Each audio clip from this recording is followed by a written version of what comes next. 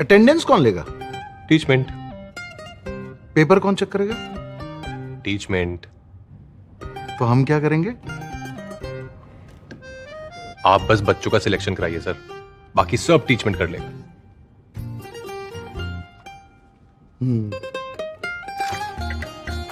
चाहे जैसी भी जरूरत हो, टीचमेंट पे टीचिंग आसान है। आज ही डाउनलोड करें टीचमेंट, इंडिया का नंबर 1 टीचिंग ऐप।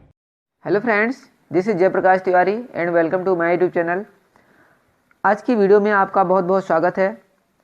आज हम डिस्कस करेंगे क्लास 10th का टॉपिक जो रहेगा हमारा क्लास 10th के लिए है। बोर्ड के एग्ज़ाम की दृष्टि से बहुत ही इंपॉर्टेंट टॉपिक रहेगा, रासायनिक अभिक्रियाओं के प्रकार। ठीक, क्या टॉपिक रहेगा हमारा? रासायनिक अभिक्रियाओं के प्रकार। इसके विषय में हम आज डिस्कस करेंगे। तो सबसे पहले हमें ये पता होना चाहिए कि रासायनिक अभिक्रिया होती क्या है।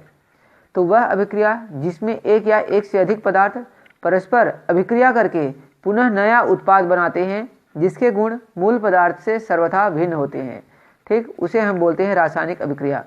जैसे मैं आपको एक एग्जांपल दूं, जैसे मान लीजिए Mg होता है, आपने सुना होगा मैग्नीशियम बोलते हैं। क्या बोलते हैं? मैग्नीशियम। और ये ऑक्सीजन से जब क्रिया करेगा तो मैग्नीशियम ऑक्साइड बनता है। क्या बनता है? MgO बनता है। ठीक, तो ये जो बना, अब इसको बैलेंस करना होता है। तो पहले हम अगर यहाँ पर 2 से मल्टीप्लाई कर दें और यहाँ पर 2 से मल्टीप्लाई कर दें तो इक्वेशन बैलेंस हो गई। ये जो है इनको हम बोलते हैं अभिकारक। क्या बोलते हैं? अभिकारक बोलते हैं।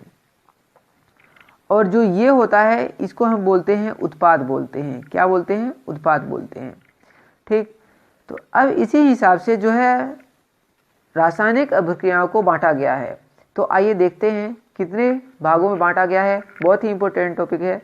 आपसे कहना चाहूँगा कि अगर आपको पसंद आता है तो वीडियो के अंत तक जरूर बने रहें और वीडियो को लाइक करके चैनल को सब्सक्राइब कर लें ताकि आपको आने वाले समय में भी हमारे नोटिफिकेशन मिलते रहें। तो सबसे पहले देखिए क्या लिखा है। अभिक्रिया के कारण होने वाले रासायनिक परिवर्तन के आधार पर रासायनिक अभिक्रियाओं को निम्नलिखित वर्गों में विभाजित किया गया है, वर्गीकृत किया गया है। पेपर में कैसे पूछा जाता है? रासायनिक अभिक्रिया के प्रकार बताओ। सिर्फ ये नहीं पूछेगा आपसे कि रासायनिक अभिक्रिया किसे कहते हैं। अब ये हो गया बच्चों वाला खेल जो हम 7वीं 8वीं में पढ़ते हैं। ठीक, पूछेंगे रासायनिक अभिक्रिया के प्रकार। अब रासायनिक अभिक्रियाएं कितने प्रकार की हैं? देखिए, सबसे पहले है संयोजन अभिक्रिया, फिर एक होती है इसमें वियोजन अभिक्रिया या अपघटन अभिक्रिया, फिर विद्युत अपघटन, प्रकाश अपघटन, विस्थापन अभिक्रिया, ये सब होती हैं। ठीक, तो इसके विषय में हम संपूर्ण जानकारी प्राप्त करेंगे, इसलिए आप वीडियो के अंत तक जरूर बने रहें। तो आइए देखते हैं। सबसे पहले जो होती है अभिक्रिया, वो आप देख रहे होंगे स्क्रीन पर, संयोजन या संकलन अभिक्रिया लिखा हुआ है। तो क्या लिखा हुआ है? संयोजन अभिक्रिया में एक से अधिक अभिकर्मक परस्पर संयुक्त होकर एकल उत्पाद बनाते हैं। ध्यान रखना, एकल उत्पाद, यहाँ पर लिखा हुआ एकल उत्पाद, मतलब जो प्रोडक्ट बनेगा वो अकेला बनेगा। यहाँ पर ध्यान रखना इस बात का। ठीक, जैसे मान लीजिए यहाँ पर लिखा हुआ है कैल्शियम ऑक्साइड जल के साथ तीव्रता से अभिक्रिया करके बुझे हुए चूने का निर्माण करता है, करके अधिक मात्रा में ऊष्मा उत्पन्न करता है। अब CaO जो होता है वो होता है कैल्शियम ऑक्साइड। ये कैल्शियम ऑक्साइड जो आप पुताई करते हो तो आप चूना डालते हो उसमें पानी, तो आप देखते होंगे कितनी ऊष्मा निकलती है, मतलब हीट निकलती है और वो बन जाता है फिर कैल्शियम ऑक्साइड। ठीक, जब CaO को जब हम मिलाएंगे CaO को पानी के साथ, ठीक, तो ये क्या बनेगा? CaOH होल ट्वाइस बनेगा। ठीक है, और उसमें ऊष्मा निकलेगी। तो यहाँ पर जो बना है CaOH होल ट्वाइस एकल उत्पाद बना है, इसलिए यह किसकी अभिक्रिया है? किस अभिक्रिया का उदाहरण है? ये अभिक्रिया का उदाहरण है संयोजन या फिर संकलन अभिक्रिया। इसे हम कहते हैं, क्या कहते हैं? संयोजन या फिर संकलन अभिक्रिया। ठीक फ्रेंड्स, इसी प्रकार आपको अन्य एग्जाम्पल, एक आध और एग्जाम्पल दे देता हूँ। जैसे मान लीजिए आप NH3 की क्रिया कराते हैं। ठीक है, NH3 की क्रिया कराते हैं, HCl के साथ क्रिया कराते हैं, तो क्या बनता है? अमोनियम क्लोराइड बनता है, NH4Cl बनता है। ठीक है, NH4Cl बनता है, जिसको हम बोलते हैं अमोनियम क्लोराइड। ठीक है, क्या बनता है? अमोनियम क्लोराइड बनता है। ये होता है NH3 अमोनिया, HCl होता है हाइड्रोक्लोरिक एसिड और ये NH4Cl क्या होता है? Ammonium chloride. ठीक, तो ये होता है आपका संकलन अभिक्रिया। उम्मीद करता हूँ कि आपको अच्छे से समझ में आ गया होगा। नेक्स्ट आप देख रहे होंगे वियोजन या अपघटन अभिक्रिया। अब जो ये वियोजन अभिक्रिया होती है इसी को हम बोलते हैं वियोजन अभिक्रिया या फिर अपघटन अभिक्रिया। अब अपघटन अभिक्रियाएं भी कई प्रकार की होती हैं, उनके विषय में भी पढ़ेंगे। तो आप यहाँ पर देखिए क्या लिखा हुआ, वियोजन अभिक्रिया वह है जिसमें एकल अभिकारक टूटकर एक से अधिक उत्पाद बनाता है। अभी जो आपने संकलन अभिक्रिया देखी थी, दोनों में अंतर क्या है, यहाँ पर जो है दो या हो सकता है एक या एक से अधिक पदार्थ क्रिया करते हैं और एकल उत्पाद बनाते हैं। लेकिन जो अपघटन अभिक्रिया होती है, इसमें क्या होता है, अपघटन अभिक्रिया में उत्पाद जो प्रोडक्ट रहेगा, जिसकी क्रिया होगी, वो रहेगा एकल रहेगा, लेकिन दो या दो से अधिक बनाते हैं। तो क्या लिखा, वियोजन अभिक्रिया वह क्रिया है जिसमें एकल अभिकारक टूटकर एक से अधिक उत्पाद बनाते हैं। अभिकारकों को तोड़ने के लिए उष्मा, प्रकाश या विद्युत ऊर्जा की आवश्यकता होती है। ठीक, जहां पर आपने लिखा हुआ देखा उष्मा, प्रकाश या विद्युत ऊर्जा की आवश्यकता होती है। इसी के आधार पर अपघटन अभिक्रिया या वियोजन अभिक्रिया को भी डिवाइड किया गया है, उष्मीय अपघटन अभिक्रिया, प्रकाश अपघटन अभिक्रिया और विद्युत ऊर्जा अपघटन अभिक्रिया। तो इनके विषय में पढ़ते हैं। अब यहाँ पर क्या लिखा हुआ, उष्मीय अपघटन, तो सिंपल सी इसकी परिभाषा बनेगी, वह अभिक्रिया जिसको संपन्न कराने के लिए उष्मा की आवश्यकता पड़ती है। बस इतनी सी बात है। तो यहाँ पर क्या लिखा हुआ, वह रासायनिक अभिक्रिया जिसमें यौगिक उष्मा के द्वारा दो या दो से अधिक सरल पदार्थों में अपघटित हो जाता है। ठीक है, ये होता है CaCO3, जिसको हम बोलते हैं कैल्शियम कार्बोनेट। क्या बोलते हैं, कैल्शियम कार्बोनेट इसको हम बोलते हैं। जब इसका उष्मीय अपघटन करेंगे, मतलब जब हम इसको गर्म करेंगे, तो CaO कैल्शियम ऑक्साइड और कार्बन डाइऑक्साइड गैस बनेगी। मतलब जब CaCO3 को हमने उष्मीय किया, मतलब गर्म किया, तो ये जो है कैल्शियम ऑक्साइड और कार्बन डाइऑक्साइड गैस में बदल जाता है। ठीक, और इस उद्योगों का उपयोग कहाँ पर होता है, सीमेंट उद्योग आदि में होता है। जैसे सीमेंट उद्योग में CaCO3 जो कैल्शियम कार्बोनेट होता है, उसका उपयोग किया जाता है। नेक्स्ट पर चलेंगे। नेक्स्ट है विद्युत अपघटन। तो अब इसकी कैसी परिभाषा लिखोगे, वह अभिक्रिया जिसमें यौगिक के जलीय विलयन या गलित अवस्था में विद्युत प्रवाहित करने पर यह दो या दो से अधिक सरल पदार्थों में अपघटित हो जाता है। इतनी बात तो सिंपल सी है, समझ होगी कि विद्युत अपघटन बोल रहा है, मतलब विद्युत प्रवाहित की जाएगी। तो सिंपल सी परिभाषा लिखो, वह अभिक्रिया जिसमें यौगिक, एक तो जलीय विलयन रहेगा, ये कंफर्म रखना है, क्योंकि जलीय विलयन में ही आप विद्युत प्रवाहित करोगे। वह अभिक्रिया जिसमें यौगिक के जलीय विलयन में विद्युत प्रवाहित करने पर दो या दो से अधिक पदार्थों में अपघटित हो जाता है। अब जैसे मान लीजिए हम पानी की बात करें, सबसे छोटा एग्जाम्पल है पानी। जब पानी के जलीय विलयन में जब इसके विद्युत प्रवाहित करेंगे, मतलब विद्युत अपघटन करेंगे, तो हाइड्रोजन और ऑक्सीजन में अपघटित हो जाता है। ठीक, ये बहुत छोटा सा एग्जाम्पल है।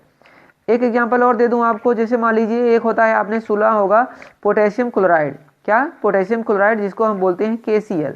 ठीक है, जब KCl का आप जो है विद्युत अपघटन करोगे तो किस में बदलेगा, ये जो होता है K में बदल जाएगा और Cl2 गैस मुक्त होगी, मतलब क्लोरीन मुक्त होगी। अब आप इसको बैलेंस करने के लिए यहाँ पर 2 से मल्टीप्लाई कर लो, यहाँ पर 2 से मल्टीप्लाई कर लो। ठीक, तो ये थी विद्युत अपघटन अभिक्रिया। अब बात करते हैं प्रकाश अपघटन की। अब होती है कुछ अभिक्रियाएं ऐसी होती हैं जो प्रकाश की उपस्थिति में संपन्न होती हैं। तो क्या लिखा हुआ है, जब वियोजन अभिक्रिया सूर्य के प्रकाश द्वारा होती है तब यह प्रकाश अपघटन कहलाती है। मतलब अगर सूर्य का प्रकाश पड़ेगा तो वो अभिक्रिया संपन्न हो जाएगी। तो जैसे मान लीजिए AgCl है, जब इस पर सूर्य का प्रकाश पड़ेगा तो ये क्या है, Ag मतलब सिल्वर, और Cl2 यानी क्लोरीन में मुक्त हो जाएगी। ठीक है, तो ये जो उपरोक्त अभिक्रिया जो होती है, जो आप देख रहे हैं, ये फोटोग्राफी में प्रयोग की जाती है। ठीक है, चलो नेक्स्ट पर चलते हैं। फिर है विस्थापन अभिक्रिया। ये है मोस्ट इंपॉर्टेंट है फ्रेंड्स, ये बहुत मोस्ट इंपॉर्टेंट जिसको बोलते हैं वो है। क्या है ये, पेपर में पूछा जाता है विस्थापन अभिक्रिया किसे कहते हैं। ठीक, और कई सारे जो आप ये टॉपिक कर रहे हैं, इसका एक ऐसे क्वेश्चन भी बनता है कि आपको रिएक्शन दे देंगे और पूछेंगे कि ये किस प्रकार की रिएक्शन है, मतलब कौन सी रिएक्शन है। ठीक, तो आप इसलिए इसको ध्यान से देखिए। अब विस्थापन अभिक्रिया में क्या होगा कि एक अधिक क्रियाशील धातु या अधातु जो भी रहेगी, मतलब अधिक क्रियाशील पदार्थ कम क्रियाशील पदार्थ से को विस्थापित कर देगा, हटा देगा। ठीक, तो इसी को हम बोलते हैं विस्थापन अभिक्रिया। तो आप देखिए क्या लिखा हुआ है, वह रासायनिक अभिक्रिया जिसमें अधिक क्रियाशील तत्व कम क्रियाशील तत्व के यौगिक से कम क्रियाशील तत्व के परमाणु को विस्थापित कर स्वयं उसका स्थान ग्रहण कर लेता है। ठीक, चलिए एग्जाम्पल देखते हैं। सबसे पहले जब आप एग्जाम्पल देखेंगे तो आपको ज़्यादा अच्छे से समझ में आएगा क्या लिखा हुआ है। एकल विस्थापन अभिक्रिया वह अभिक्रिया जिसमें एक या अधिक सक्रिय तत्व अपेक्षाकृत कम सक्रिय तत्व को उसके यौगिक के विलयन से विस्थापित कर देता है, एकल विस्थापन कहलाता है। अब आप यहाँ पर ध्यान दें, यहाँ पर एक इक्वेशन लिखी हुई है Fe प्लस CuSO4 ये क्रिया करके बन रहा है इसमें FeSO4 प्लस Cu।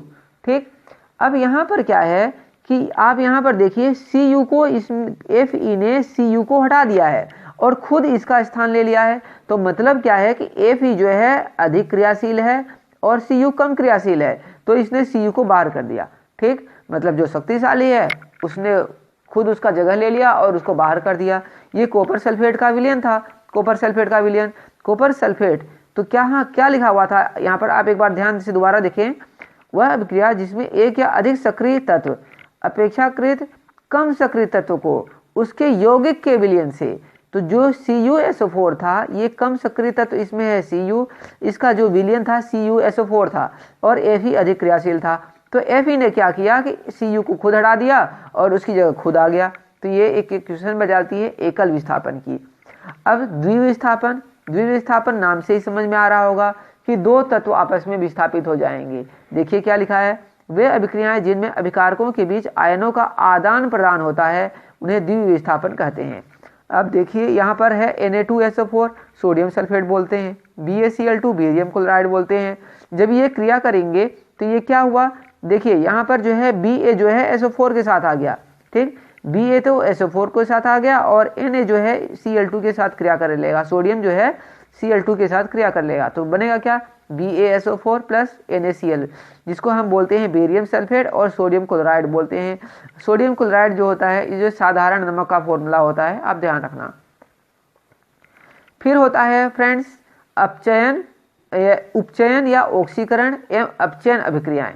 अब उपचयन अपचयन क्या होते हैं इनके विषय में पढ़ते हैं। पहले सबसे पहले है उपचयन। किसी पदार्थ से ऑक्सीजन का योग अथवा हाइड्रोजन का निष्कासन उपचयन या ऑक्सीकरण कहलाता है। ध्यान रखना, उपचयन को ही हम ऑक्सीकरण बोलते हैं। तो क्या लिखा हुआ है, किसी पदार्थ से या तो ऑक्सीजन का योग होगा या फिर उसमें हाइड्रोजन जो है अलग हो जाएगी। जैसे Na+O2 है, जब ये क्रिया होगी तो क्या होगा, Na2O बनेगा। क्या बनेगा, Na2O बनेगा। समझ में आया। अब इसमें क्या है, Na जो है यहाँ पर ऑक्सीजन इसके साथ योग हो गया है, तो ये कौन सी अभिक्रिया है, यह है उपचयन या फिर ऑक्सीकरण बोलते हैं। ठीक, और एग्जाम्पल आपको एक दे देता हूं। जैसे मान लीजिए एक होता है KBr, क्या होता है KBr। ठीक, जब इसकी क्रिया Cl2 से कराई जाएगी तो क्या बनेगा, ये KCl बनेगा। क्या बनेगा, KCl बनेगा और फिर इससे Br2 जो है अलग हो जाएगा। ठीक है, तो ये क्या है, वे पदार्थ जो अन्य पदार्थों का ऑक्सीकरण करते हैं उनको हम ऑक्सीकारक कहते हैं और ये होती है ऑक्सीकरण क्रिया। नेक्स्ट पर चलते हैं अपचयन। अपचयन क्या है, किसी पदार्थ से ऑक्सीजन का निष्कासन अथवा हाइड्रोजन से योग क्या कहलाता है, अपचयन कहलाता है। अपचयन, जैसे ये KClO3 था, यहाँ से KCl बनेगा और O2 जो है अलग हो जाएगी। ठीक, तो ये कहलाती है अपचयन अभिक्रिया। चलते हैं नेक्स्ट पर। ये और इम्पोर्टेंट है, कई बार एग्जाम में ये अलग से पूछा जाता है कि रेडॉक्स अभिक्रिया पर टिप्पणी लिखें। ठीक है, तो देखिए क्या होती है, किसी अभिक्रिया में यदि एक अभिकारक उपचयित तथा दूसरा अभिकारक अपचयित होता है तो इन अभिक्रियाओं को उपचयन अपचयन अथवा रेडॉक्स अभिक्रिया कहते हैं। क्या कहते हैं, या तो इन्हें उपचयन अपचयन बोलो या फिर इनको रेडॉक्स अभिक्रिया बोलो। ठीक है, तो अब देखिए क्या लिखा हुआ है, एक जैसे ZNO है, क्या है ZNO जिंक ऑक्साइड, ये जब इसकी C से कार्बन से जब क्रिया होगी तो क्या होगा, Zn बनेगा और CO बनेगा। ठीक, मतलब ये O और C तो क्रिया कर जाएंगे और Zn जो है बाहर हो जाएगा। तो आप देख ले सकते हैं कि यहाँ पर C जो है अपचयन हुआ है और ये बन गया CO, और ये O जो है इसका, ये C का उपचयन हुआ है और O का क्या हुआ है, अपचयन हुआ है Zn का। यहाँ ZNO अपचयित होकर Zn में तथा कार्बन उपचयित होकर CO में बदल जाता है। तो फ्रेंड्स ये था उपचयन अपचयन। नेक्स्ट है ऊष्माक्षेपी तथा ऊष्माशोषी अभिक्रियाएं। अब ऊष्माक्षेपी अभिक्रियाएं क्या होती हैं और ऊष्माशोषी अभिक्रियाएं क्या होती हैं। तो ऊष्माक्षेपी जो अभिक्रियाएं होती हैं उनमें ऊर्जा उत्सर्जित होती है। ठीक, और ऊष्माशोषी अभिक्रियाएं जो होती हैं उनको संपन्न कराने के लिए जो है ऊष्मा की जरूरत पड़ती है। तो आइए देखते हैं ऊष्माशोषी और ऊष्माक्षेपी में क्या अंतर है। तो लिखा हुआ है, वे रासायनिक अभिक्रियाएं जिनमें उष्मा निर्मुक्त होती है ऊष्माक्षेपी अभिक्रियाएं कहलाती हैं। मतलब इनको संपन्न कराने के लिए उष्मा निर्मुक्त होती है, मतलब जब ये क्रिया होगी तो उष्मा निर्मुक्त होगी, मतलब निकलेगी। ठीक है, जैसे आप देख रहे होंगे ग्रेफाइट प्लस O2, जब ग्रेफाइट और O2 क्रिया करते हैं तो CO2 और 94 किलो कैलोरी उष्मा निकलती है। ठीक, अब चलते हैं उष्माशोषी अभिक्रिया। उष्माशोषी मतलब उष्मा उत्सर्जित हो जाएगी, उष्मा अवशोषित हो जाएगी। वह अभिक्रिया जिसमें उष्मा का अवशोषण होता है उष्माशोषी अभिक्रिया कहलाती है। जब नाइट्रोजन और ऑक्सीजन के मिश्रण को उच्च ताप पर गर्म किया जाता है तो नाइट्रिक ऑक्साइड NO बनता है एवं उष्मा वातावरण से अवशोषित हो जाती है। जैसे N2 प्लस O2 अगर जब क्रिया करेंगे तो NO बनेगा और ये जो उष्मा है ये अवशोषित हो जाएगी। ठीक है, तो इसको रिएक्शन कैसे लिखते हैं आप देख सकते हैं, या तो -45 लगा के इधर लिखो या ये -45 इस साइड प्लस लगा के इधर लिख दो, तो ये इक्वेशन सही बन जाती है। तो फ्रेंड्स, ये था रासायनिक अभिक्रियाएं कितने प्रकार की होती हैं। उम्मीद करता हूं कि आपको वीडियो पसंद आया होगा और समझ में आ गया होगा।